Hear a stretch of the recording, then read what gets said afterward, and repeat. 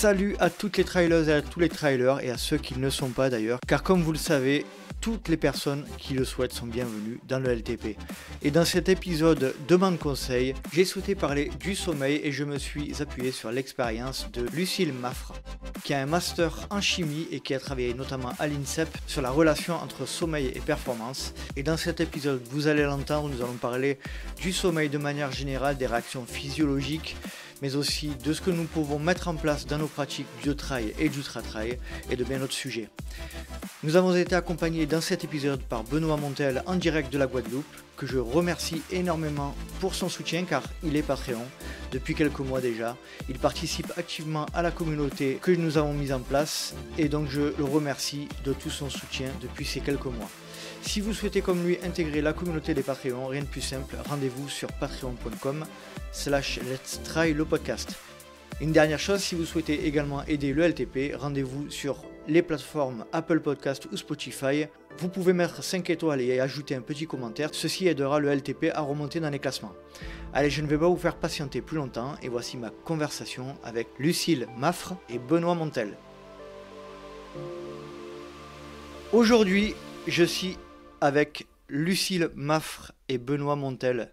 Salut à tous les deux, comment allez-vous? Bonsoir. Salut. Alors, vas-y, je t'en prie. Non, j'allais dire en aparté, on disait qu'il y en a un qui est dans les îles et moi je suis sous la tempête bordelaise, mais C'est sinon vrai tout que va là, bien. on est worldwide là. Alors on a Ouais. Benoît pour info qui est un Patreon de la communauté du LTP, donc un soutien participatif. Déjà Benoît, je te remercie énormément de me soutenir depuis tout ce temps. Tu fais partie intégrante de la communauté des Patreons depuis un petit moment. Est-ce que tu pourrais te présenter en quelques mots? Alors, effectivement, moi je suis en Guadeloupe, il y a moins 5 heures et il est midi ici. Et Et c'est l'heure de l'apéro, tu nous disais. voilà, on dit bonsoir quand il est midi ici C'est déjà. vrai? Voilà, c'est la coutume. Ouais, ouais, on dit bonsoir quand il est midi.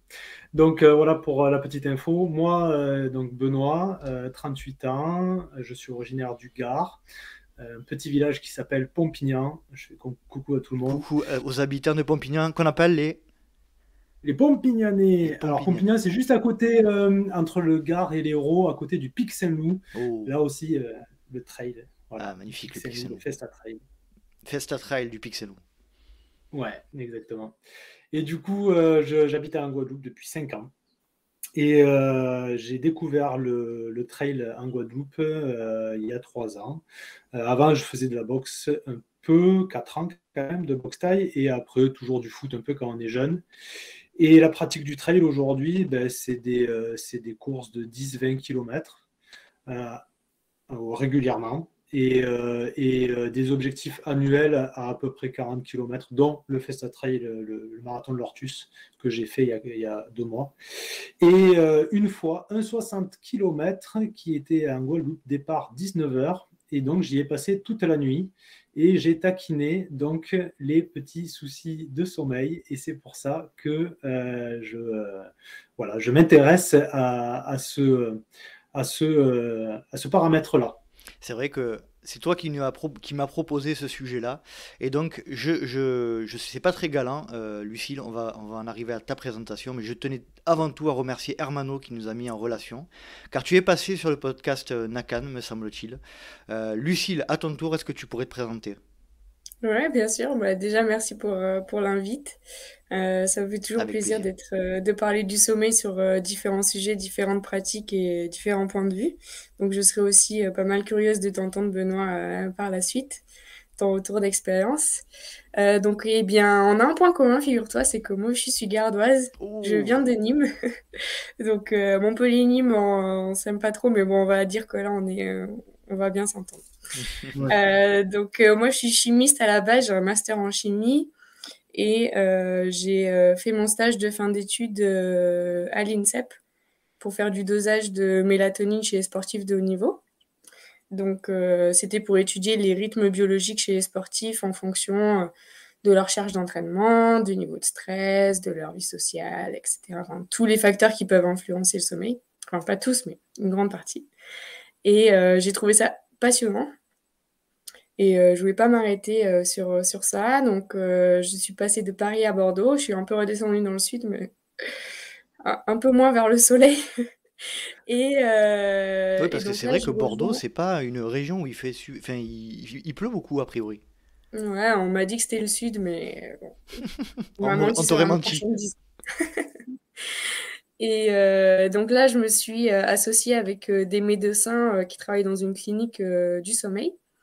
Et c'est vrai que moi, j'avais plus l'approche sommeil et performance. Eux, ils ont plus l'approche sommeil et santé. Et finalement, ben, en connaissant les deux mondes, je me suis dit que ce serait génial qu'ils se rencontrent. Donc là, j'y travaille. Voilà, D'accord. en ce moment. D'accord. Très bien. Merci pour la présentation. Sportif toi-même? Tu nous disais en off que tu pratiquais un sport ouais, particulier. Oui, c'est pas un sport très médiatisé ou très connu, très pratiqué. Je faisais du rock acrobatique. Donc, c'est une danse de couple, mélange de danse très rythmée et de gym. Donc, très artistique, très cardiaque, mais très, voilà, ça n'a rien à voir avec les trails. Mhm. Et c'est vrai que moi, je suis toujours admirative de ces gens qui peuvent courir des heures et des heures parce que en tant que danseuse et dans cette discipline-là, c'était 1 minute 30, voire 2 minutes où on est vraiment à fond. Et après, bah, ça s'arrête, quoi. Alors que là, des efforts, des heures et des heures, j'ai toujours été admirative. Et voilà. On n'est pas du tout sur le même type d'effort en fait, hein, clairement. Voilà, Hmm. c'est Toi, ça. tu es plutôt sur un effort de haute intensité qu'on peut retrouver notamment dans la boxe, etc., je pense, dans ce genre de Exactement. sport. Ben aussi, tu le disais que tu avais fait pas mal de boxe aussi, donc tu dois connaître un peu ces sports où le cardio, Ouais, on n'est pas du tout sur le même effort cardio que sur l'endurance, quoi. exactement. Après, je pense qu'il y a une part de rythme beaucoup dans la pratique de Lucille, mais du coup, moi aussi, par exemple, le saut à la corde à la boxe, c'est des choses qui sont vraiment intéressantes pour le trail, mais c'est vrai que c'est des efforts intenses, des 3 minutes par exemple, de combat ou de sparring, et du coup, le cardio il monte énormément. Il faut être hyper concentré. Enfin, il y a pas mal de choses de gestion de stress et tout. Je pense à toi aussi, Lucille, quand tu devais faire des petites compétitions, ou je sais pas ton niveau, si tu es monté vraiment haut en compétition, mais tu devais avoir une part de stress. Et du coup, je pense que effectivement, c'est une pratique qui doit être assez cardiaque, je présume. C'est clair. Lucille, est-ce que tu peux, je te coupe, je voudrais que tu nous expliques ta fascination pour le sommeil et pour quelles raisons tu t'es intéressé à cet aspect-là. Ouais, alors ça vient de plusieurs choses. La première, c'est que quand j'étais plus jeune, en fait, moi j'ai un sommeil très très profond. Mhm. Et voilà, typiquement, il peut se passer n'importe quoi autour des tempêtes, une pluie forte. Je peux me réveiller le matin et ouvrir mes volets et me dire, ah, mais il a plu, alors qu'en fait, bah, ça fait quand même du bruit, etc. Donc j'ai un sommeil très profond.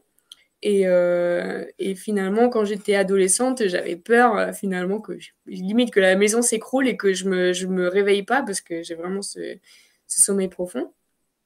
Donc j'avais des difficultés d'endormissement parce que ben, limite je voulais pas m'endormir parce que je savais pas si je pouvais me réveiller en temps et en heure. Et finalement, en fait, j'ai essayé des techniques par moi-même, hein, qui s'appellent apparemment la méditation et la cohérence cardiaque, mais je savais pas à l'époque que ça s'appelait comme ça. Et donc ça m'a fascinée, c'était un premier point. Deuxième point, c'est les rêves. Et je rêve énormément, je me rappelle de mes rêves, j'arrive à faire des rêves lucides. Donc c'est pareil, un côté un peu mystérieux du sommeil qui se passe dans la nuit, qui est pour moi fascinant. Et puis après, ben, il y a tout le côté performance où on voit que le risque de blessure ou justement des athlètes qui arrivent à performer, qui sont à haut niveau, il y a ce changement de discours, quelqu'un qui peut dormir 10 heures par nuit ou quelqu'un qui peut en dormir que 6. Finalement, bah, ils arrivent à être dans le top 10, voire dans le top mondial. Donc voilà, c'était un peu comprendre qu'est-ce qui se passe et pourquoi on est si différents. Benoît, toi, ta relation avec le sommeil, c'est quoi? Moi, après, je pense qu'elle va aborder ce paramètre-là, Lucille, mais moi, je suis quelqu'un je pars du principe qu'à partir de 8 heures de sommeil, pour moi, je commence à être reposé. Moins, j'ai des dettes de sommeil, je pense. Bon, avant, j'étais un gros fêtard et du coup, je dormais peu. J'enchaînais avec le travail et j'arrivais à me passer du sommeil. Mais de plus en plus maintenant, j'ai l'impression que j'ai besoin de sommeil plus j'avance dans l'âge. J'aime bien dormir, voilà, c'est 8 heures minimum par nuit et après une petite sieste vers 14 heures. Voilà. Voilà ma relation un peu avec le sommeil. Et par contre, je me réveille souvent, voilà. Mais voilà, je n'ai pas non plus des insomnies vraiment fréquentes, voilà. Mais c'est quelque chose que j'aime bien dormir, ouais, c'est cool. D'accord. Est-ce que tu peux, Lucille, nous expliquer, alors question un peu bateau, on va commencer par les bases. J'aimerais déjà commencer à expliquer comment ça va s'organiser cet épisode. On va parler du sommeil de manière générale, hein. Dans un deuxième temps, on va parler du sommeil à la veille d'une épreuve, ou les quelques jours avant. Et ensuite, on parlera, dans une troisième partie, du sommeil pendant une épreuve, et notamment pendant un ultra. Dans un premier temps, est-ce que tu peux nous expliquer à quoi sert le sommeil pour l'organisme, Lucille? Je sais que c'est une question un peu bateau, mais je pense que ça vaut le coup de quand même le C'est préciser. c'est une question bateau et en fait, il y a des diplômes qui en parlent pendant une semaine d'affilée, juste pour répondre à cette question. Donc, je vais essayer d'y répondre en 2 minutes. Mais Ça va être qu'est-ce qui compliqué, se mais passe pendant le sommeil? Plein de choses, plein de choses, que ce soit au niveau de la mémoire, au niveau musculaire, au niveau cardiaque, au niveau digestif, euh, au niveau régulation des émotions, énormément de choses au niveau hormonal aussi. Donc, c'est vrai que à l'état de veille, on a juste un état, c'est l'état de veille. Et pendant le sommeil, on a plusieurs états, donc il y a plusieurs stades de sommeil. Et pendant ces différents stades, il se passe différentes choses dans notre corps. Et très souvent, on a tendance à dire que, on a tendance un peu à négliger le sommeil ou à réduire le temps de sommeil pour gagner en efficacité ou gagner en temps d'activité.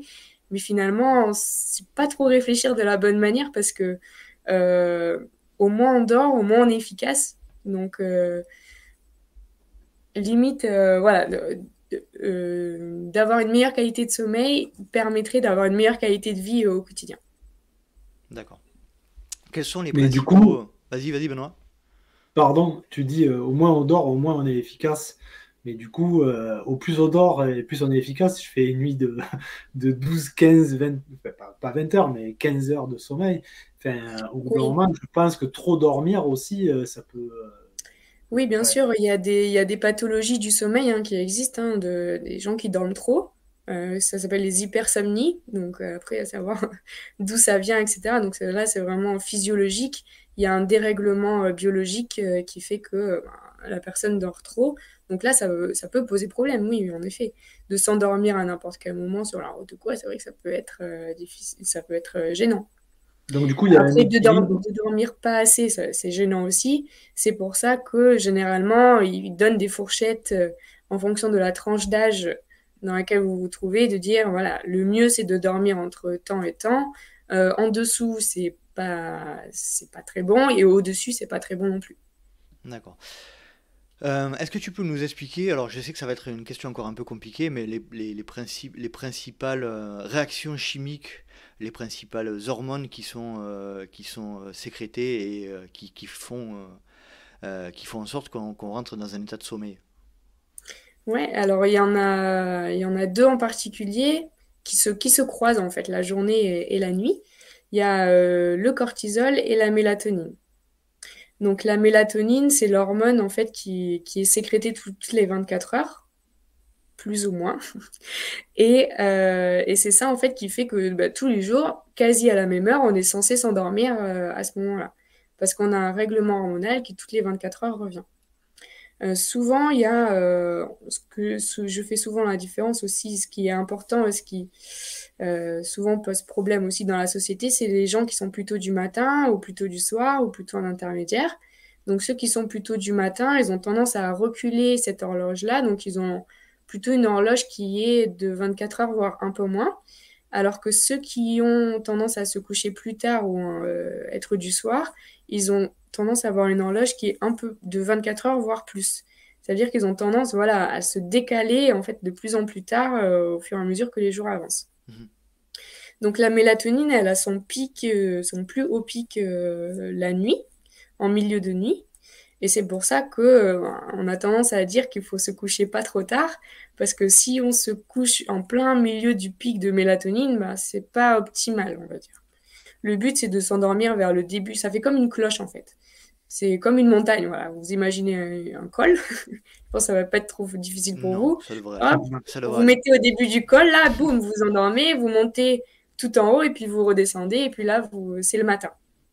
Et donc, quand il y a le pic de mélatonine en milieu de nuit, il y a le creux du cortisol qui remonte après, lui, en miroir pendant la journée.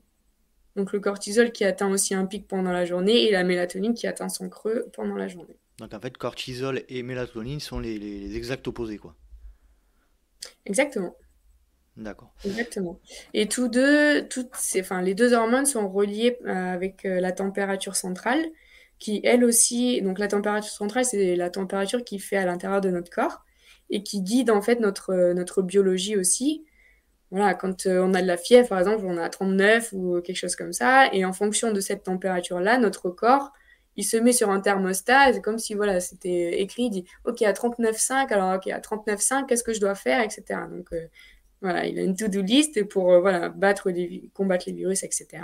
S'il est plutôt à 37, 37, il dit OK, bah là, il se passe tant de choses.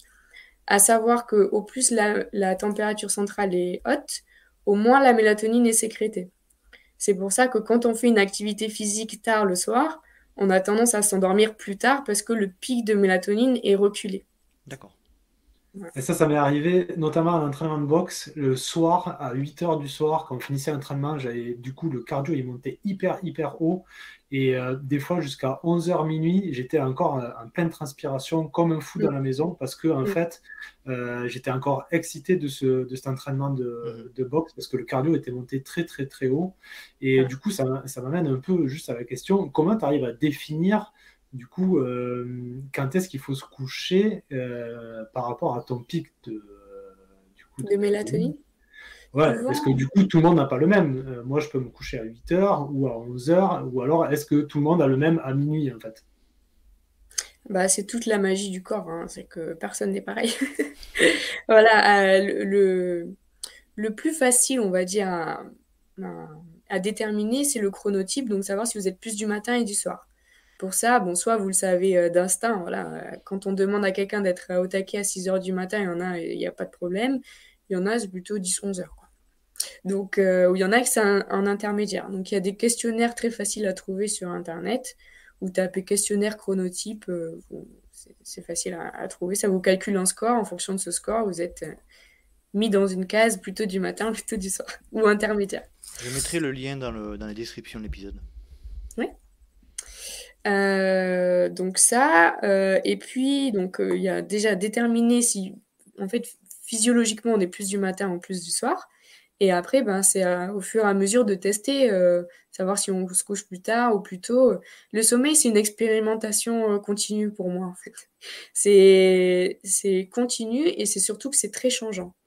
Parce que on va dire que la règle première pour avoir un bon sommeil, on dit souvent garder un rythme régulier, etc. Sauf que on sait très bien, tout un chacun, que tous les jours sont différents, il y a toujours des imprévus. Enfin, voilà, même si on a beau avoir des emplois du temps qu'on essaye de fixer longtemps en avance, il y a toujours des choses qu'on ne contrôle pas et donc des imprévus.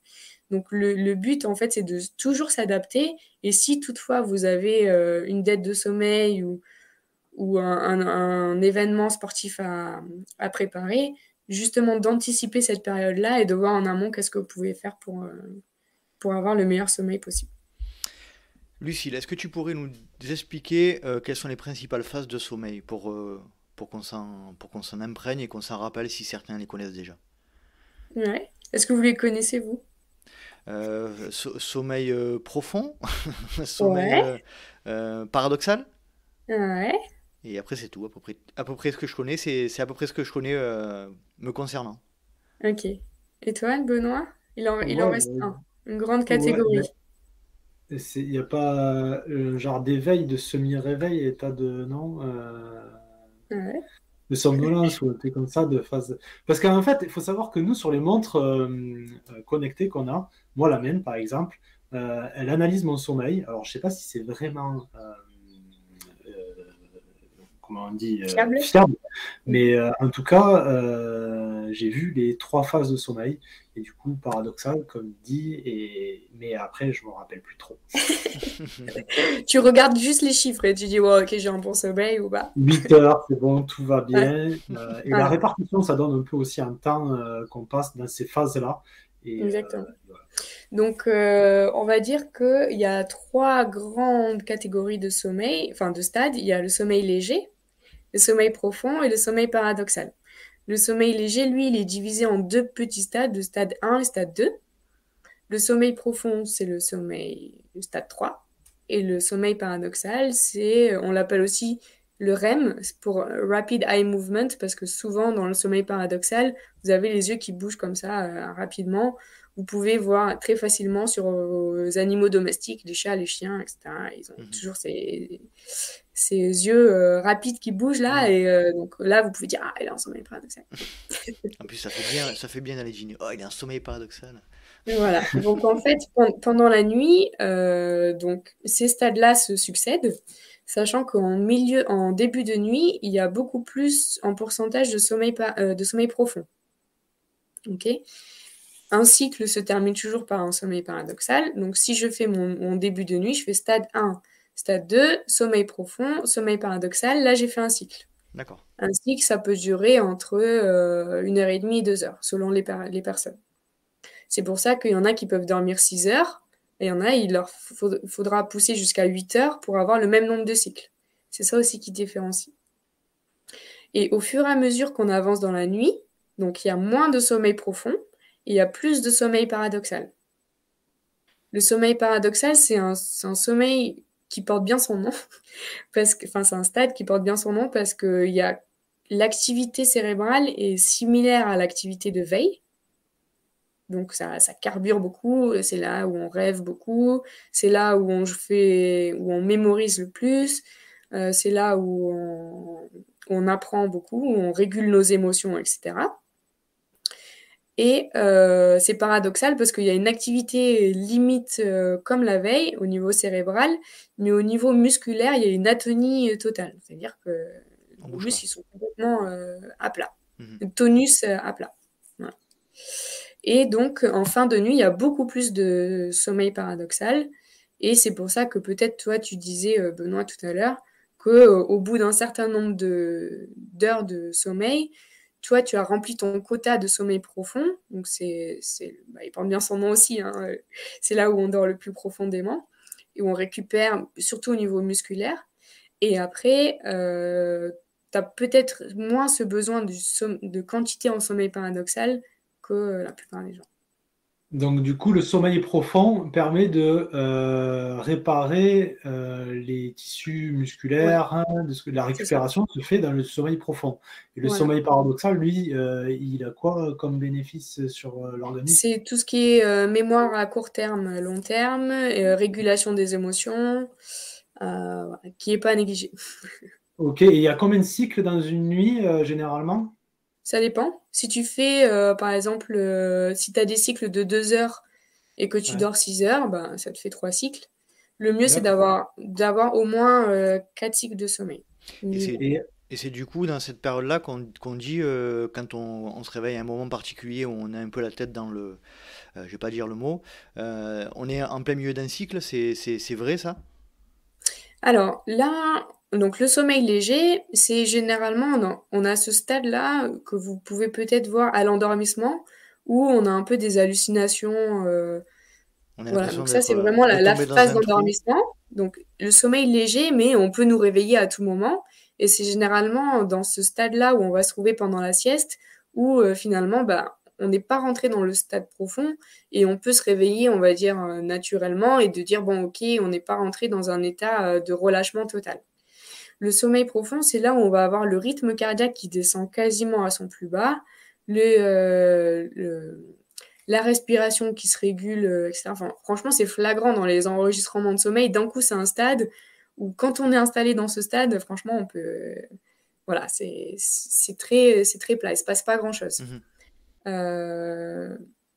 Et dans les autres stades, le stade paradoxal, après, voilà, malgré le tonus musculaire, c'est là où la fréquence cardiaque peut augmenter un petit peu selon de quoi on rêve, par exemple, ou selon si on fait, par exemple, ce qu'on appelle des événements respiratoires.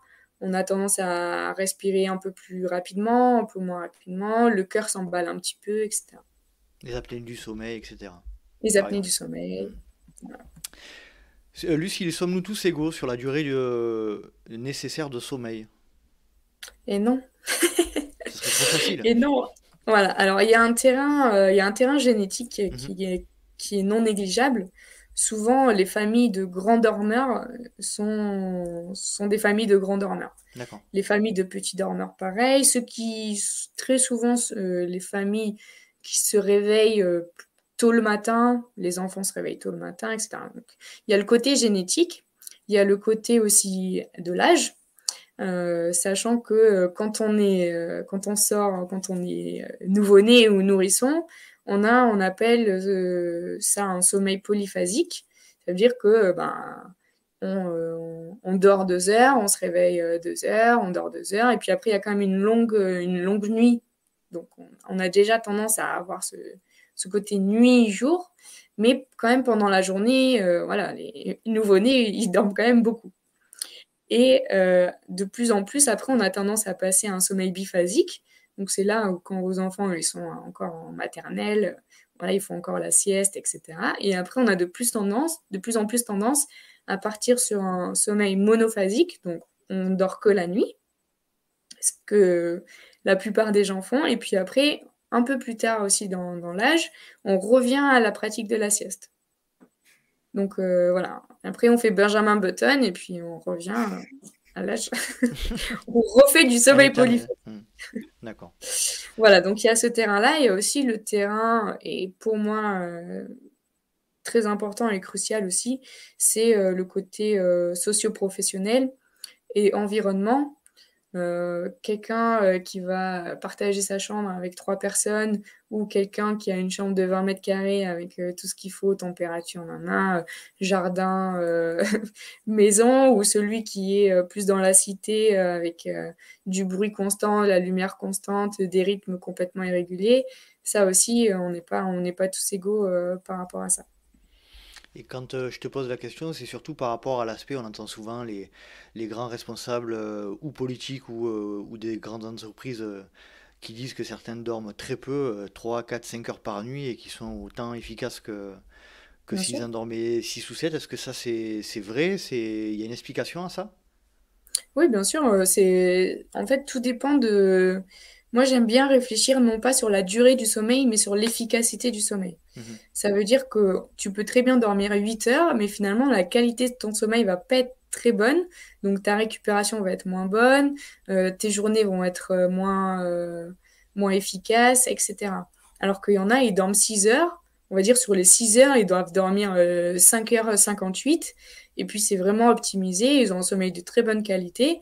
Et finalement, ça correspond très bien à leur demande en énergie et en dépenses euh, qu'ils peuvent faire au quotidien.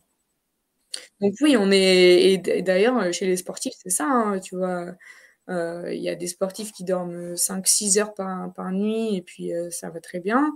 Il y en a qui dorment jusqu'à 12 heures, il leur faut ça aussi. Ce qui change, ce qui euh, influence aussi, c'est la pratique du sport. Les sports collectifs, généralement, ils n'ont pas trop le choix des heures d'entraînement, etc. Ceux qui font des sports individuels, ils ont déjà une adaptation de leur emploi du temps qui est quand même plus facile. D'accord. Benoît, est-ce que tu vas ajouter quelque chose là? Oui, après, est-ce qu'il est vraiment nécessaire d'avoir une activité physique régulière pour avoir un sommeil correct, ou c'est pas en relation en fait? Oui, alors oui. Alors je mets dans le même sac aussi la nutrition, parce que ça a aussi un lien très étroit. Nutrition, hydratation aussi. Mhm. Souvent, on a tendance à négliger le point hydratation, mais c'est On franchement dit, crucial. on dit souvent qui dort dîne. Donc du coup, il y a Ouais, une relation entre la ouais. nutrition et le Ouais. sommeil alors. Alors, je vais d'abord répondre à ton activité Ouais. physique. Souvent, l'activité physique, Ça permet d'avoir déjà une sédentarité qui est moins importante et du coup un degré d'inflammation qui est moins important. Et l'inflammation, en fait, gêne le sommeil. C'est-à-dire que, en fait, pendant la nuit, ton corps, il a une to-do list et il dit, OK, je vais faire les choses les plus urgentes en premier, etc. Et si tu lui rajoutes du travail, eh ben, il n'aura pas le temps de faire déjà ce qu'il devait faire en temps normal.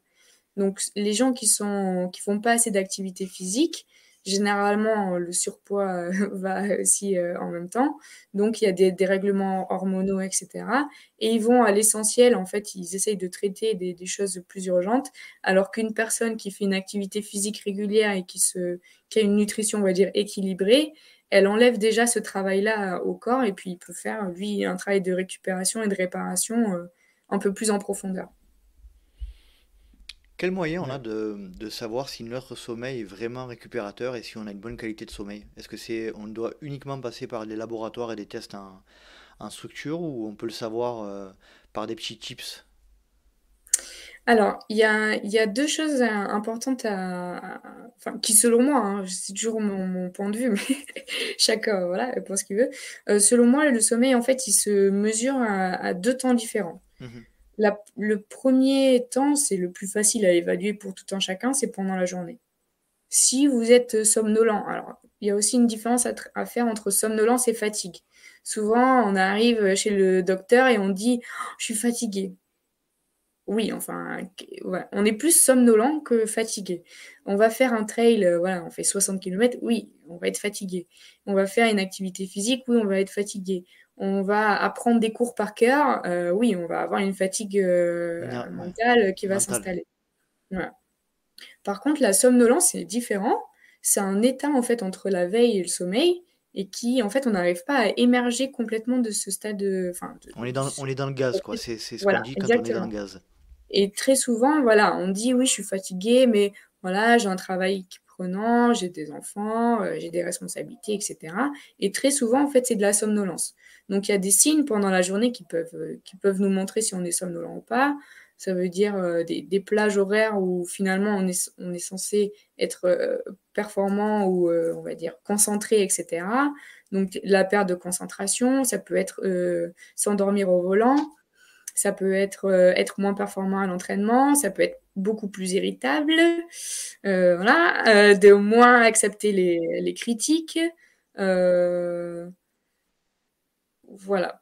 Ces signes-là en journée aussi de beaucoup bâiller, de se frotter les yeux, d'avoir des crampes, voilà, avoir ce besoin de s'étirer et cetera. Donc ça, ce sont des signes en journée. La nuit, il se passe d'autres choses et très souvent, c'est le conjoint qui nous dit, si la qualité du sommeil est bien ou pas. Pour ceux qui vivent avec quelqu'un, très souvent, voilà, Coucou c'est, Virginie. soit il ronfle beaucoup, soit il bouge beaucoup, soit il se réveille et il me réveille, soit, il va aux toilettes, Il 3-4 crie. fois par nuit, soit il Moi, je se crie. réveille, pour, manger, un yaourt, ou, du chocolat ou, des pop-corn, enfin, j'en sais rien, voilà. Mais, voilà, c'est ces signes-là qui, pendant la nuit, font que ça va fragmenter le sommeil et le fait de fragmenter le sommeil va diminuer l'efficacité du sommeil et donc diminuer la qualité du sommeil. Donc oui, forcément, les montres connectées, et cetera, vont vous donner, des données. Hem, à prendre un peu avec des pincettes forcément. Alors, il y a des montres connectées parce que les montres connectées souvent elles font pas que ça, elles font pas que le sommeil. Elles font aussi, chronomètre, enfin après je sais pas, réveil, tu peux Cardio. laisser un message, Mesure tu peux cardio. appeler, enfin voilà, j'en ai pas mais Hmm. j'ai vu. Donc c'est vrai que pour en fait, le sommeil, c'est tellement complexe et je pense que voilà, j'en parle un petit peu comme ça, mais c'est tellement complexe que pour enregistrer le sommeil, il y a quand même des gens qui se sont battus pendant plusieurs années pour, mettre en place des méthodes d'enregistrement qui soient fiables Bien sûr. et reproductibles, répétables, enfin tout ce que vous voulez. Mhm. Et donc c'est vrai qu'il y a certaines montres connectées ou certaines, montres, on va dire, qui se rapprochent le plus possible de la méthode de référence, mais c'est pas du 100 quoi. Mhm. À savoir que en fait, la 1re erreur souvent que les gens font, c'est que quand on utilise, nous, des montres pour enregistrer le sommeil, on le met sur le poignet non dominant. Ça veut dire si vous êtes droitier, il faut la porter sur le poignet gauche. Si vous êtes gaucher, la porter sur le poignet droit. Très souvent, en fait, rien que d'avoir la montre sur notre poignet de prédilection, bah, ça fausse déjà les résultats. Voilà. Donc, D'accord. c'est peut-être un petit tips à donner. Je sais pas, Benoît, sur quel poignet tu portes ta montre connectée, mais... Sur mon bras gauche, je suis droitier, donc sur mon bras gauche, c'est. Ok, bah parfait. Alors. Mais C'est bon. pareil, après, ça donne une idée sur la qualité du sommeil, Mm, mais enfin, c'est comme toutes les infos, il faut le mm. prendre avec des pincettes. Et effectivement, je pense qu'il y a des centres professionnels pour pouvoir Bien étudier sûr. ça. Mhm. Et Alors, effectivement, après, tous les signes que tu donnes euh, peuvent alerter sur une mauvaise qualité, une mauvaise gestion du sommeil, mm. effectivement. Voilà, c'est vrai que donc très souvent, en fait, on n'apprend pas à l'école comment dormir. Mais même nos parents, ils nous disent pas. Enfin, personne nous dit comment faire. Donc, c'est vrai que c'est difficile d'avoir des clés en main. Et il y a plusieurs types de problèmes de sommeil. Soit c'est vraiment une question d'éducation, donc ça veut dire réapprendre aux gens à dormir. Donc, ça peut être, voilà, se coucher un peu plus tôt, manger un peu plus tôt, faire un peu d'activité physique, manger plus équilibré, peut-être faire une sieste pendant la journée si possible, trouver une meilleure organisation avec les enfants, etc. En fait, réorganiser, avoir une meilleure gestion du temps pour pouvoir optimiser ce temps de sommeil. Et souvent, une fois qu'on a réglé ces problèmes-là on va dire d'éducation au sommeil, généralement, on va dire 85% du temps, les gens ont déjà une meilleure qualité de sommeil.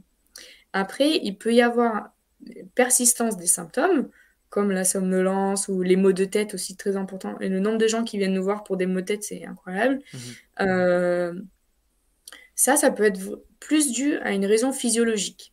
Et c'est à ce moment-là où on peut se dire, OK, bah, moi j'ai tout fait dans mon quotidien, ou je pense avoir tout fait dans mon quotidien pour avoir une meilleure qualité de sommeil, mais j'ai toujours ces symptômes-là, et là, il faudrait peut-être que j'aille consulter un spécialiste. D'où les centres de sommeil qui existent maintenant. Est-ce que la sieste est vraiment un atout si on a la possibilité de le faire, faudra absolument faire la sieste. En fait, tout dépend de comment tu dors la nuit. Moi, Mhm. j'ai tendance à dire déjà qu'il y a plusieurs siestes, il n'y a pas qu'une sieste qui Mhm. existe, il y a plusieurs types de siestes. À savoir que la sieste ne rattrape pas les heures de sommeil pendant la nuit. Si tu as une activité qui te permet de faire la sieste et que tu en ressens le besoin, Mhm. je n'y vois pas d'inconvénient, autant le faire.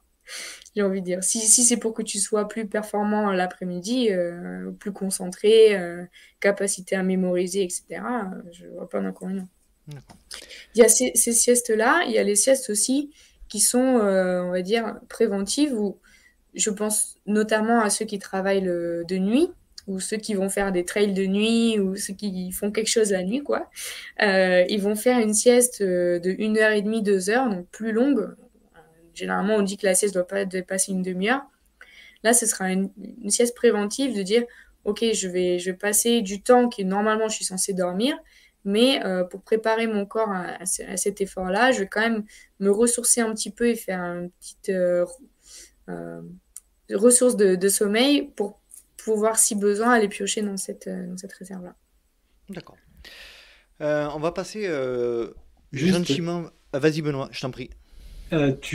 Lucille, tu dis que la sieste ne permet pas de compenser une dette de sommeil. À partir de quand on peut perdre les heures de sommeil qu'on a perdues? Alors, je sais pas si je formule bien ma question, mais Tous les jours. d'habitude, je dors 8 heures, je suis bien. Cette nuit, j'ai fait une très mauvaise nuit, je sais rien, j'ai dormi 2 heures.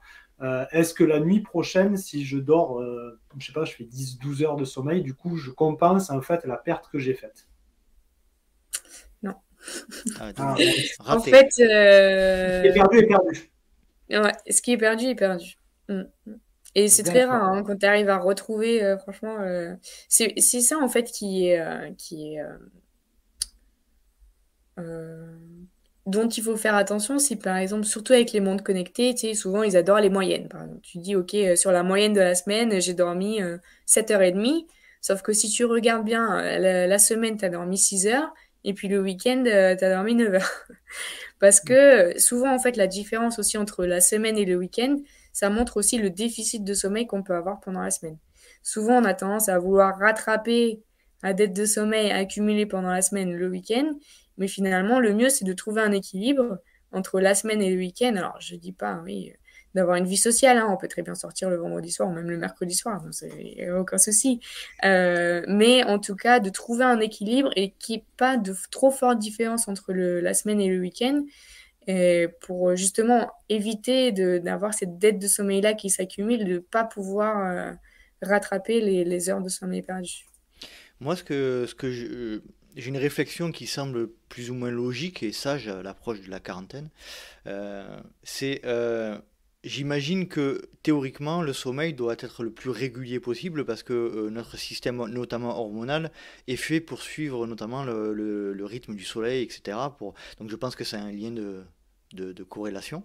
Est-ce que tu confirmes que l'idéal est d'être le plus régulier possible dans ses heures de coucher, dans ses heures de lever, y compris le week-end? Oui, bien sûr. Ouais. Ben, comme tu dis, en fait, notre corps fonctionne énormément sur le système hormonal.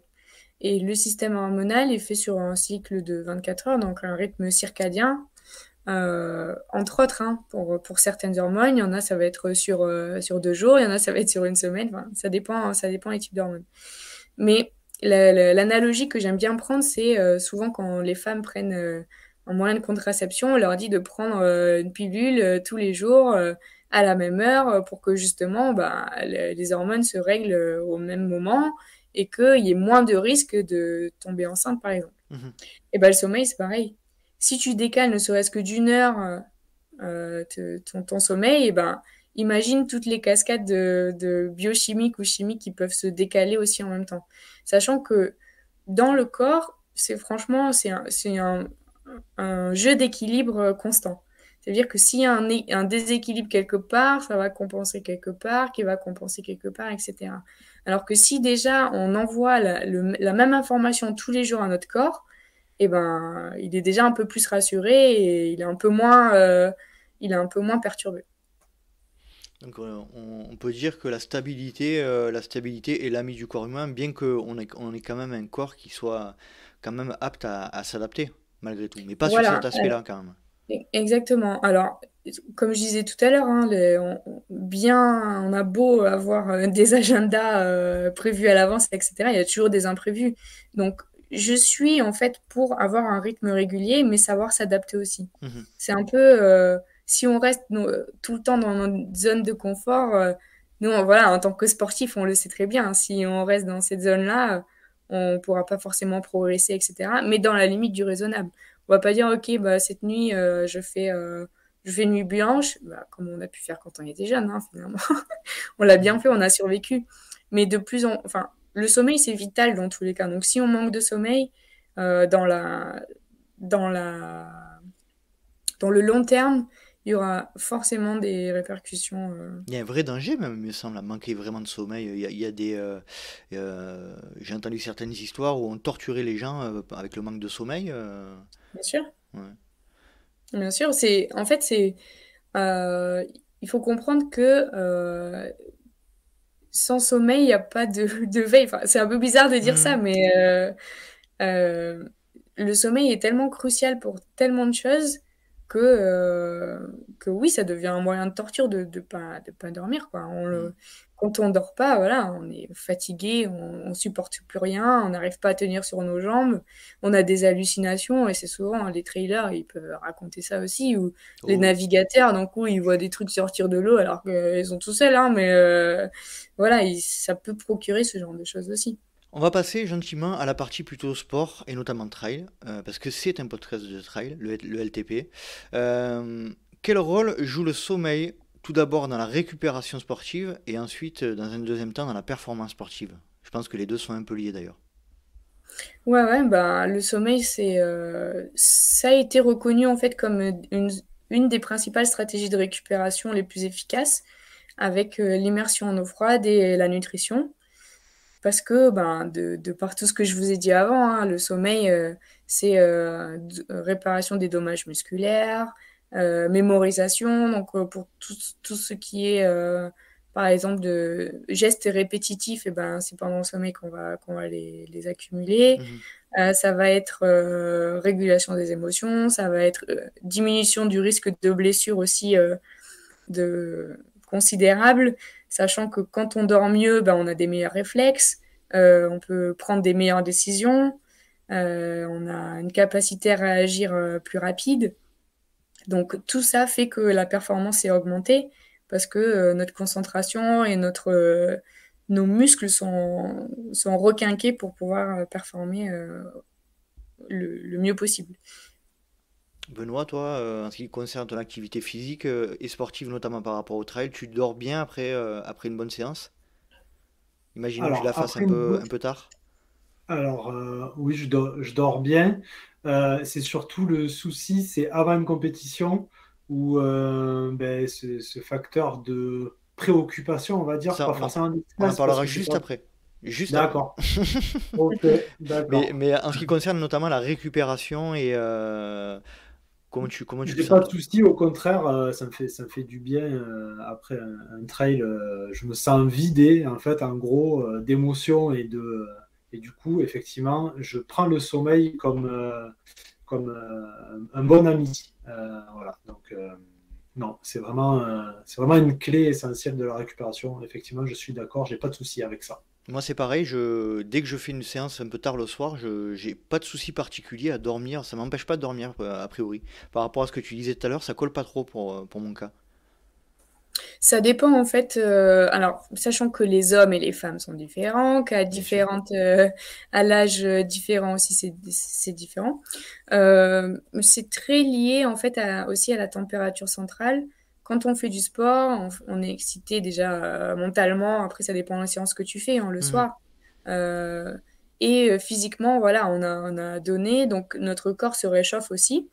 Et pour pouvoir en fait rentrer dans un état d'endormissement, le mieux c'est de refroidir justement ce corps-là. Alors je sais pas si toi tu as l'habitude, par exemple, je sais il y en a plein qui ont l'habitude de prendre une douche froide voire tiède avant de s'endormir pour justement refaire tomber cette température-là centrale et avoir des activités qui sont plutôt calmes, une lumière plutôt tamisée, pas trop de musique bourrin dans l'environnement, etc. Ce qui fait que tous les éléments de ton environnement vont aussi donner l'information à ton corps que il peut entamer le processus d'endormissement. Mhm. Alors que si tout autour lui dit vas-y, on est au taquet, etc., lui, il va rester au taquet et puis il va faire en sorte que tu restes éveillé. En fait, on a tendance à croire que le sommeil vient par lui-même, mais en fait, on est acteur, nous, de notre endormissement.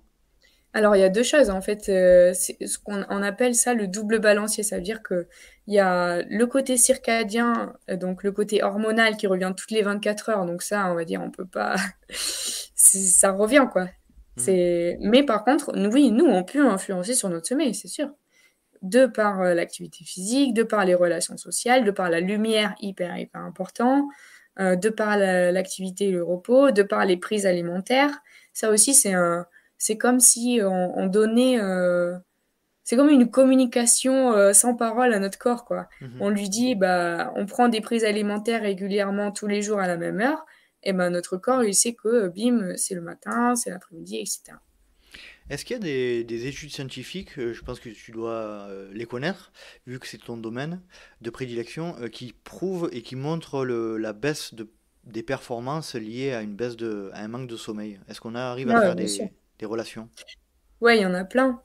Il y en a plein. Et donc, il y a soit le baisse de performance, soit le baisse de réflexe. Tout dépend, en fait, dans quelle discipline ont été faites ces études. Dans le tir à l'arc, par exemple, c'est la précision qui était moins bonne. Dans le basket, c'était plus de blessures aux chevilles, aux doigts, etc. Parce que on a moins le temps de réaction est diminué. Dans le badminton aussi, c'était une précision beaucoup moins importante par rapport à la trajectoire du volant. Voilà, donc ils ont fait de la privation de sommeil pendant un certain temps à des sportifs et après ils ont mesuré pareil pour les athlètes, hein, c'est les temps de course qui étaient diminués, une trajectoire qui était moins optimisée, les mouvements beaucoup moins précis qui font que tu perds des microsecondes qui font que tu perds en performance, quoi. On va se placer dans le contexte de l'avant-compétition. Lucille, je vais te donner euh, l'honneur de commencer à nous partager ton expérience avant une compétition donc de rock acrobatique, c'est ça que tu disais tout à l'heure. Ouais. Comment tu te sentais, toi? Comment tu arrivais à gérer cet aspect-là? Alors, Cordonnière la plus mal chaussée? ben non, en fait, alors moi c'est vrai que j'avais, pour répondre un peu indirectement à ta question de tout à l'heure, j'ai fait des compétitions nationales, internationales, etc. Donc euh, il y avait quand même un niveau de stress et puis des titres à remettre en jeu, etc. Donc voilà. Euh, ce qui dérangeait plus mon sommeil, c'était en premier lieu l'enjeu de la compétition. Il y avait des fois des compétitions qui étaient c'était des phases qualificatives, on va dire. Donc même si je faisais par exemple quatrième, c'était pas dramatique parce que c'était finalement la somme de toutes les places que j'avais fait pendant la saison qui faisait que je pouvais être qualifiée au championnat de France, par exemple. Mhm. Par contre, la veille du championnat de France, tu réfléchis un petit peu plus, etc. Après, c'est vrai que ce sport-là, donc ça dure 1 minute 30, 2 minutes, c'est beaucoup de répétitions. C'est très dans l'imagerie mentale. Donc, on a vu aussi une coach qui était beaucoup dans ça, dans la relaxation. Donc, toujours la veille de la compétition, elle nous faisait allonger, je me rappelle, et puis elle nous faisait répéter notre chorégraphie encore et encore et La encore, et de visualisation. voir en fait d'être sûr et certain Mhm. de ce qu'on allait faire le lendemain. Et c'est vrai le fait d'être sûr de savoir ce qui va passer, nous, on avait quand même cette sécurité-là, Mhm. de se dire, c'est quelque chose que j'ai répété pendant des heures, et ça tient qu'à moi de réussir. Donc, c'est aussi un sport une danse de couple, donc il y avait aussi l'autre à tenir en compte, mais généralement, on se serrait les coudes, et puis le coach aussi, pour moi, joue un rôle primordial aussi Mhm. dans l'approche de la compétition. Mais voilà, c'est un sport particulier, en intérieur. Voilà, c'est un sport artistique où c'est des juges qui donnent des notes en fonction de ce qu'ils voient. Donc, ça n'a rien à voir avec des sports en extérieur, comme le trail, ou voilà, entre le temps, les partenaires, le parcours, les cailloux, les machins, enfin, ça n'a rien à voir. Il y a un facteur, en fait, inconnu qui est, C'est ça. euh, qui est ajouté, en fait, Mhm. à des sports que moi, j'avais pas, par exemple. C'est pas le même niveau de préoccupation entre guillemets. Exactement. C'est plutôt lié au moment présent, à un temps Mm. très court, comme on va dire un coureur de 100 mètres qui va être donner toute son attention sur un moment très particulier. Et nous, on va être sur des préoccupations ou des inquiétudes plus liées à l'inconnu. Je sais pas ce que tu en penses, Benoît. Oui, exactement. Et c'est cet inconnu qui, des fois, peut amener à beaucoup réfléchir et du coup, à pas trop bien trouver le sommeil, en fait. Je confirme. Bien sûr. J'en ai parlé à plusieurs reprises dans certains épisodes. Moi, je suis quelqu'un qui a beaucoup de mal à trouver le sommeil avant même les trails un peu courts, hein. Je suis pas du tout dans les premières places de ces courses-là, mais malgré tout, j'ai toujours quand on passe sur des objectifs beaucoup plus longs, c'est encore plus compliqué, mais j'ai toujours eu ce problème-là, quoi, de gestion. Mm. Et du coup, Alors c'est vrai que moi, aussi la veille des compétitions, et j'avais aussi des routines d'endormissement, même de réveil. Voilà, pour la petite anecdote, c'était mon père qui me coiffait, donc ouais, je savais Mhm. que voilà, c'était des choses, en fait, je savais que si j'avais certaines choses, Des déjà, ça rituels, commençait bien. voilà. des espèces de rituels mis en place, quoi. Des rituels et surtout des repères. Mhm. Surtout pour des épreuves où tu es en manque de repères, justement, où tu peux pas tout contrôler, d'avoir déjà un certain nombre de repères dans ta préparation, c'est déjà une grande part de la performance. Alors, Lucille, aide-moi, aide-nous. Quelles astuces on peut mettre en place pour arriver à dormir mieux? La cohérence cardiaque, tu vas me dire. Ouais, la cohérence cardiaque, ça peut être. Est-ce que ça vous parle déjà, la cohérence Moi, cardiaque? oui, ça me parle. C'est la... Moi aussi, j'en on se fais. réaligne en fait au niveau respiratoire, on calme sa respiration sur des temps un peu plus longs Exactement. pour forcer Exactement. le rythme cardiaque à descendre. Exactement. Sachant que, en fait, le sommeil, c'est vraiment un état de relaxation mentale et physique. Mhm. Donc, si déjà on arrive à se relâcher enfin physiquement avec la cohérence cardiaque, on arrive à réguler notre souffle et notre respiration qui fait que presque automatiquement les muscles aussi se relâchent. On a moins cette tension-là et on se focalise surtout sur quelque chose qui est régulier et quelque chose qui est en nous et qui est pas dans notre tête, hein. Donc il y a ça, il y a aussi pour moi l'imagerie mentale qui marche beaucoup. Autre chose aussi, c'est de préparer son sac ou j'en sais rien la veille et pas d'attendre le lendemain de dire attends, alors est-ce que j'ai bien pris mes chaussures, mes chaussettes, mon dossard, ma frontale, mon camel bag, enfin Mhm. tout ce que vous voulez. T'en connais des Euh, choses quand même, sur le trail. Tu danses du rock, mais tu connais beaucoup d'équipements de trail. Bravo. Merci, merci. Et c'est vrai que ça, comme j'ai dit tout à l'heure, de trouver des repères, ça peut être très, très, très, très aidant. Après, tout dépend aussi de quand est la course du lendemain. Si c'est plutôt le matin, si c'est départ la nuit, si c'est loin de chez toi, il y a aussi quelque chose qui est hyper important pour moi aussi, c'est de retrouver un environnement de sommeil qui t'est familier. Alors, bien sûr, quand on est à l'hôtel ou quand on fait un Airbnb ou quand on est en maison d'hôte, on ne peut pas retrouver 100% le confort qu'on a chez nous, que ce soit notamment au confort de la literie, au niveau du bruit, de la lumière, etc. Mais de déjà retrouver un confort de sommeil et d'être dans un environnement qui est propice au sommeil, ça pour moi c'est hyper important. Benoît, tu voulais dire quelque chose? Oui, juste, tu parlais d'imagerie mentale, juste des fois, voilà, une petite idée de qu'est-ce que tu peux conseiller en imagerie mentale. Et j'en profite juste pour glisser une question. Là, on parle de la veille, mais en fait, je présume que c'est pas la veille qu'il faut bien dormir, mais c'est une semaine, 2 semaines, c'est quelque chose comme l'alimentation, comme on a parfois entendu sur le podcast sur l'alimentation. C'est pas quelque chose qu'il faut se soucier la veille. Je présume que c'est quelque chose qu'il faut travailler régulièrement pour arriver le jour J en forme. Ouais, bien sûr. Alors, pour répondre à ta première question, l'imagerie mentale, ça peut être en fait des exercices très précis que tu as pu faire à l'entraînement, par exemple. Je sais pas, par exemple, sur la descente, de vraiment être concentré sur ses appuis, etc. En fait, de se refaire des exercices comme ça et que le moment où le jour J où tu seras confronté à cet exercice, à cette difficulté, à cet obstacle, de te dire, OK, je sais comment faire, alors, pas 100%, hein, il y a toujours une part d'inconnu, mais de refaire en fait ces exercices-là pour que ton corps en fait imprègne aussi. C'est pas parce que tu fais pas l'acte que ton corps il imprègne pas ce que tu dois faire. Et Il là, vaut Donc mieux que c'est moi, je suis... l'imagerie mentale soit positive pour favoriser l'endormissement ou la relaxation pour l'endormissement. Là, Je effectivement, on présume. parlait plus de l'imagerie mentale liée à l'endormissement. L'imagerie mentale, la visualisation pour s'aider à s'endormir. ouais, alors moi ce qui marche énormément, c'est de s'imaginer du noir. Ah ouais. Du noir et en D'accord. fait de faire en sorte que tout soit noir. Parce qu'il y a forcément des images qui vont venir, alors, ça peut être tout et n'importe quoi, mais en fait, faire en sorte que, hop, on écarte, et à chaque fois qu'il y a quelque chose qui arrive, en soit fixer un point noir ou faire en Mhm. sorte qu'il grossisse au fur et à mesure, mais de voir tout noir, et franchement, après, ça vide Ah ben, le... j'essaierai ça. Ouais.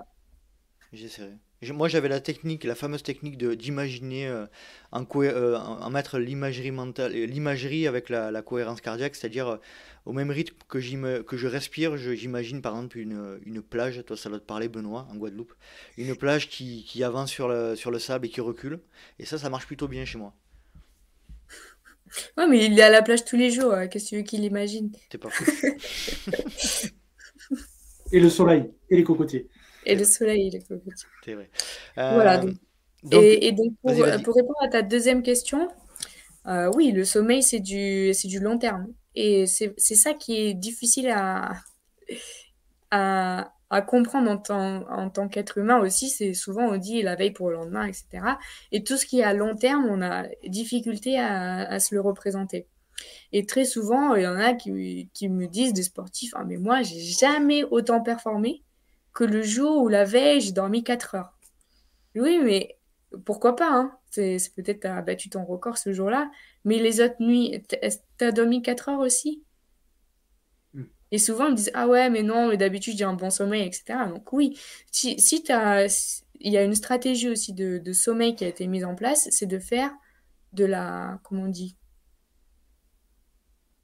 De la Je l'ai en anglais, compartimenter. sleep banking. En gros, c'est de la réserve de sommeil. Mhm.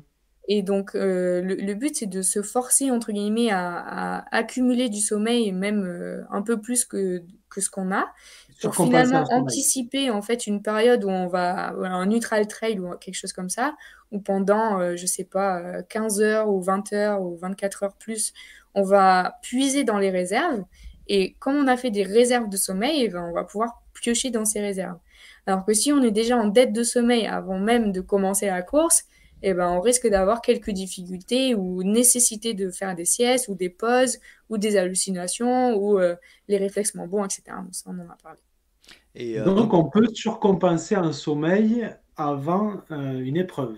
donc ça marche Ouais, pas dans un sens, mais ça peut marcher dans l'autre. C'est-à-dire on ne peut pas récupérer tout ce qu'on a perdu, mais on peut l'économiser, quoi, entre guillemets. ouais, c'est ça. Et c'est très souvent, en fait, moi, j'encourage énormément les sportifs à faire des calendriers à l'année et limite de se faire un calendrier de sommeil. C'est notamment ce que j'ai fait avec le nutritionniste de l'INSEP que je salue, Tu peux le Valentin, citer. ouais, Valentin Lacroix, Salut que je Valentin. salue. C'est lui qui m'a fait rencontrer Armano, tout ça. Donc, voilà. Et en fait, il avait fini l'année dernière un peu sur les rotules, il avait plein de projets, il n'arrivait pas trop à trouver son équilibre. Et finalement, ce que je lui ai demandé de faire, c'est de faire un planning prévisionnel à l'année. Alors, encore une fois, hein, il y a plein de points d'interrogation, etc. Mais les stages, souvent, c'est à des dates arrêtées. Les grands rendez-vous de trail, c'est des dates arrêtées, etc. Et donc, je lui disais, voilà, t'as ces essais, hein, des échéances-là, essaye de te faire des plannings de sommeil pour dire, OK, là, je vais être en dette à mort. Donc, peut-être 3 semaines avant, je vais essayer de dormir un max pour justement piocher un peu dans ces réserves. Et très souvent, ce que je lui disais aussi, c'est ne surtout pas négliger l'après. Parce que très souvent, on se dit, OK, il y a une échéance, voilà, cet été, hop, le lundi, je repars. Non. Souvent, quand on a une haute demande en énergie, il y a souvent un contre-coup et à ne pas négliger. Alors, de se prendre 2, 3 jours hein, après l'événement et en fait, alors sans prétention, mais il m'a dit qu'il allait quand même beaucoup mieux. Qu'il avait quand même quoi? Qu'il allait quand même beaucoup mieux. D'accord. Hmm. Qu'il arrivait à mieux gérer aussi, il a appris à connaître ses signes de fatigue, à savoir le nombre d'heures qu'il devait dormir. Donc, toutes ces choses-là, en fait, qu'il a appris au fur et à mesure. Et après, il a adapté en fonction de ses besoins et de son emploi du temps pour pouvoir, en fait, avoir un sommeil qui soit adéquat. Tu as de l'expérience de suivi d'athlètes d'ultra-endurance. Là, on va parler d'ultra-endurance de manière générale, des gens qui font du sport pendant plus de 24 heures, comme nous, qui sommes un peu particuliers, hein, on va dire, les ultra-trailers. Et est-ce que tu as cette expérience-là de suivi, toi? Alors, je pleure, mais non, Non? pas encore. D'accord. Mais si, en tout cas, il y en a qui veulent, franchement, je suis hyper intéressée.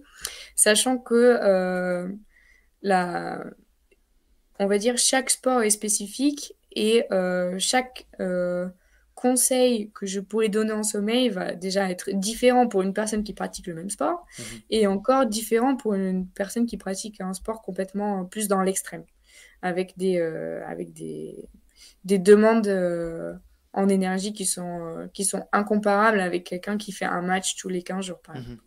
Quelle est la particularité qu'il y a dans nos sports d'endurance où on est privé de sommeil pendant un moment et pendant ce laps de temps, on doit faire du sport, c'est-à-dire à quoi on doit faire attention? C'est, je pense que ce dont il faut faire attention, c'est déjà tous les entraînements que vous pouvez faire avant. Alors, je sais pas, justement, c'est un peu une inconnue pour moi de me dire est-ce que les ultra-trailers, ils s'entraînent voilà, à dormir, à courir la nuit, dans le noir, etc. J'imagine que oui, avec les Oui, frontales et tout, en pour règle déjà se générale, oui, mettre en condition. tout à fait. Voilà, donc c'est être attentif en fait à ces périodes d'entraînement-là et d'en tirer toujours des conclusions. Mhm, Que ce soit sur la gestion du sommeil ou sur... Très souvent, en fait, on fait ça avec les navigateurs. mhm. On élabore, en fait, ce qu'on appelle des fenêtres de sommeil pour savoir, en fait, de manière personnelle, à quel moment de la nuit ou de la journée vous avez une baisse d'efficacité, on va dire, régulière. Pour une personne, ça va être entre 2 heures et 3 heures du matin parce que ce sera probablement son pic de mélatonine. Pour une personne, ce sera plus entre minuit et 1 heure parce elle a un chronotype plus du matin. Pour une autre, ce sera plus entre 3 et 5 heures. Et après, peut-être pour d'autres personnes, ce sera même voire plus tard ou jamais. C'est très rare quand même. Mhm. Mais en tout cas, le but, en fait, c'est de voir ces périodes de creux-là et de pouvoir les utiliser à bon escient. Comment on a la possibilité de les voir? Enfin, comment on a la possibilité de se tester soi-même et de voir à quel moment on est potentiellement plus fragile, entre guillemets, par rapport à cet aspect-là? Ça ça peut se voir justement avec les montres connectées. Alors, toujours à prendre avec des pincettes, hein, Mhm, voilà, j'en ai parlé tout à l'heure. Mais en fait, si vous faites la comparaison de plusieurs nuits sur plusieurs semaines, vous pouvez voir que chaque nuit, à peu près à la même heure, vous êtes dans un stade profond, par exemple. mhm. Pendant, je sais pas, une demi-heure, trois quarts d'heure, 1 heure, etc. Et pendant, en fait, cette période-là, c'est là où où vous récupérez le plus. Donc, autant utiliser cette planche-là horaire pour pouvoir, en fait, récupérer pendant votre course. Alors, pas pendant 1 heure, hein, enfin, je sais pas comment vous gérez les pauses hein, pendant les ultra-trails, mais en tout cas, pendant cette période-là, d'utiliser, de dire, OK, mon corps, là, de manière naturelle, en fait, il a besoin de repos à cette heure-là. Donc, je vais lui donner cette planche-là de repos. Benoît, toi qui te diriges tranquillement mais sûrement vers l'ultra, c'est quoi tes craintes par rapport à cet aspect-là de privation de sommeil, etc. Ben, c'est un peu l'inconnu, déjà, parce qu'on a toujours un peu peur de l'inconnu.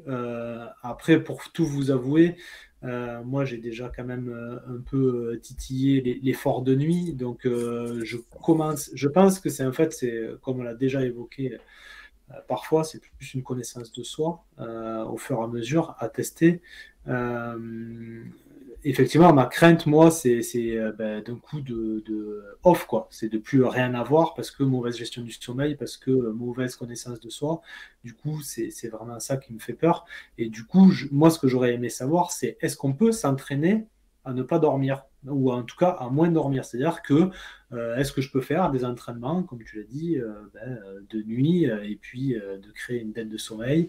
Voilà. Est-ce que ça peut faire partie d'une phase de préparation quand, par exemple, on a un objectif, on sait que, je sais pas, je vais faire 120 km, et est-ce que 3-4 mois avant, je vais me faire une nuit complète en courant, en évoluant dans la nature. Voilà. Déjà, ça, je Et est-ce pense que que c'est ça a une... un intérêt dans le cadre d'un entraînement? Bah, pour moi, 100% oui, parce que le but, c'est quand même, quand tu fais une course, de la terminer, je pense, Mhm. et de justement de faire en sorte que pendant la course, tout se passe pour le mieux possible. Donc, au plus tu auras fait des expériences avant, au plus tu sauras justement dire, OK, là, je dois faire une pause, je dois pas faire de pause, etc. Et autant le faire pendant la nuit, parce que c'est à ce moment-là où tu cours. Surtout que voilà, pendant la nuit, il y a énormément de fluctuations. On l'a vu, les stades 1, 2, 3, sommeil paradoxal, etc. Si tu fais que de la veille alors que ton corps il est censé faire tout ça, autant le préparer en amont et lui dire, OK, ben, tu vois, dans quelques mois, il va t'arriver ça. Donc, le Mhm. préparer aussi à ce manque-là pendant une période qui est complètement décalée par rapport à la période qui est, qui, qui est intrinsèque. Voilà. Et c'est notamment le cas pour le décalage horaire. Les personnes qui font des décalages horaires et qui font des trails, je sais pas, en Asie, je pense qu'il ne doit rien avoir, Oui. et qui partent peut-être une semaine avant pour se recaler, etc. En fait, s'ils arrivent la veille, c'est comme s'ils couraient la nuit. Donc c'est ça aussi, c'est toute la difficulté, et je pense pour les trailers qui sont pas professionnels, de devoir s'adapter aussi à un rythme biologique en fonction, tout en gardant aussi une activité professionnelle pendant la semaine qui fait que tu as une activité de jour et finalement de demander à ton corps une activité de nuit. Ouais. Nous sommes les D'accord. super-héros de... Mais par contre, l'entraînement de nuit, je pense qu'il vaut mieux quand même essayer de le faire avec quelqu'un parce que ça peut être dangereux à un moment donné de plus avoir la lucidité en cas de Bien sûr. non-éveil, quoi. Il vaut mieux, tu Bien sûr, préconises d'être après accompagné. la nuit, je pense que c'est toujours mieux d'être au moins deux, non? Quand vous faites Oui, vos oui, oui, entraînements. oui.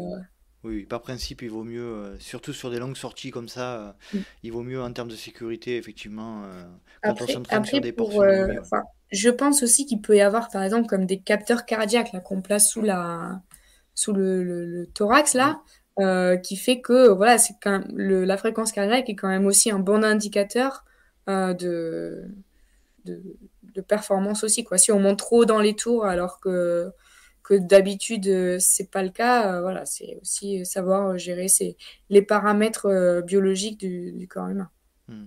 Voilà, qui ça, sont facilement mesurables. Ça c'est facile, on va dire. à mon avis, faire le tri entre un rythme cardiaque qui s'accélère parce qu'on est dans une montée raide et faire le tri par rapport à cet aspect d'accélération cardiaque lié au sommeil, ça doit pas être évident non plus, hein. Ça doit pas être simple. Oui, bien sûr. Mais je veux dire, si justement tu es sur du plat ou sur de la descente et que Mm. ton cœur il bat la chamade, là peut-être que. Mm. Voilà. Ou si par exemple, au niveau de la concentration, t'es pas du tout optimal aussi, voilà, c'est jauger en fait, de voir aussi jusqu'où tu peux aller, une capacité d'adaptation, mais aussi sans forcément aller jusqu'à la blessure. Quel apport peut-il y avoir? Alors là, quand tu en as parlé légèrement tout à l'heure, et notamment avec les skippers, qui, me semble-t-il, décomposent leur sommeil en petites demi-heures, je crois, pour avoir la possibilité d'être toujours, entre guillemets, sur le pont pendant les nuits. Comment font-ils? Et est-ce que nous, en ce qui concerne les ultras, est-ce qu'il y a un réel intérêt à faire des petites siestes de temps en temps pour nous requinquer? Alors, je pense déjà la grande différence qu'il y a entre un trailer et un navigateur, c'est le terrain. Un trailer, il a envie de faire une pause, il fait voilà entre deux rochers, il est stable, il a pas, on va dire au niveau survie, il n'y a pas grand risque, à part peut-être un loup-garou ou un ours brun, mais bon, peut-être que c'est pas En si montagne, courant. ça dépend, hein. En montagne, c'est pas, on peut pas se poser n'importe où non plus. Voilà, alors qu'en fait, si tu veux, il y a la dimension survie qui intervient chez les navigateurs. Mhm. C'est-à-dire qu'ils sont, surtout sur les solitaires, ceux qui font Vendée Globe par exemple, eux, ils sont sur leur bateau, et puis s'ils s'endorment et qu'ils s'endorment vraiment trop profondément, bah, il y a moyen qu'ils s'échouent, que leur bateau se retourne, ou qu'il se passe vraiment quelque chose de vital. Mhm. Euh, donc, donc voilà, il y a donc pour les navigateurs, et pas tous, hein, malheureusement, ils n'ont pas tous les moyens de faire ça ou de se faire suivre par des médecins ou des spécialistes du sommeil, mais ils ont de plus tendance à se faire suivre justement parce ils, euh, ils ont compris au fur et à mesure de faire ces courses-là que finalement la composante sommeil est extrêmement importante. Faire des pauses, etc., des petites siestes, comme je disais tout à l'heure, d'identifier des fenêtres de récupération, ça c'est crucial aussi. Et surtout, en fait, ils s'entraînent aussi sur la terre ferme avec des messages, en fait, soit des messages, soit euh, des sons, en fait, en fonction du danger qu'il y a sur leur bateau. Et surtout, en fait, pour se réveiller des siestes, par exemple, si tu identifies une fenêtre où tu tombes directement en sommeil profond, on a dit tout à l'heure que le sommeil profond portait bien son nom et que si tu tombais dans ce sommeil-là, pour sortir de ce sommeil, il fallait vraiment soit une secousse, soit Mhm. voilà, un son qui soit vraiment très, très, comment on dit? révélateur d'une urgence, si tu veux. Ouais. Donc, en fonction, tu vois, par exemple, si le bateau s'approche trop près d'une côte, par exemple, ou si la vitesse est trop grande, ou enfin, voilà, après, je suis pas non plus experte, mais en tout cas, je sais qu'il fonctionne aussi comme ça.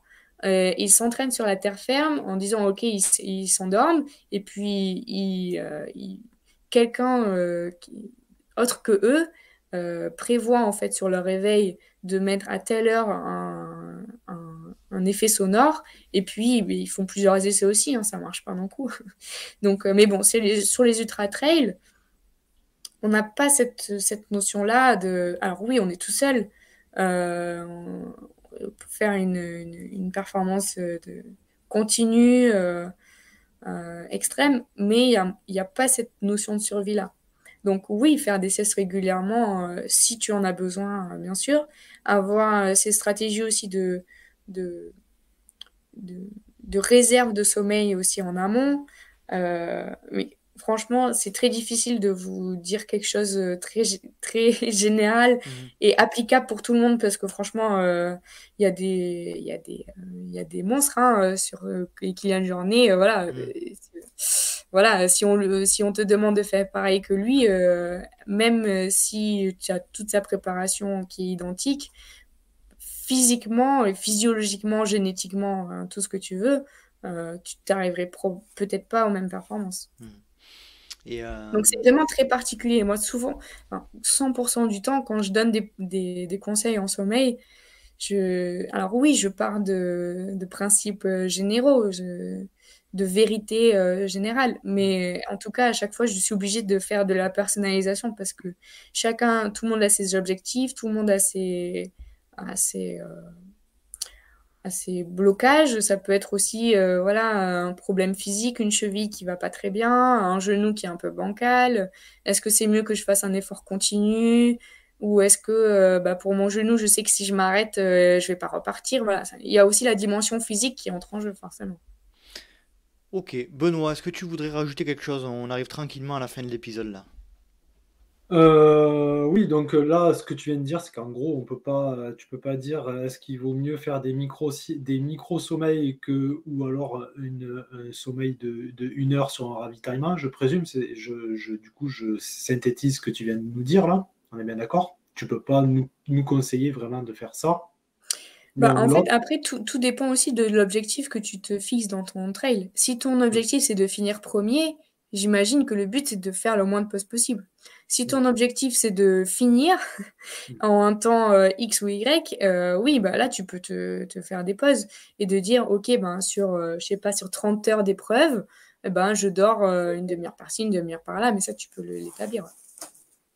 Et si on veut pas dormir, est-ce que physiologiquement, on peut, alors je sais pas, ma question va peut-être paraître bizarre, mais est-ce qu'on peut courir en dormant? C'est bête ce que je vais te alors, dire, je mais pense moi, en fait, que je parle juste de mon vécu. C'est qu'à un Ouais. moment donné, j'ai fait un 43 km et c'est pareil, c'était de nuit.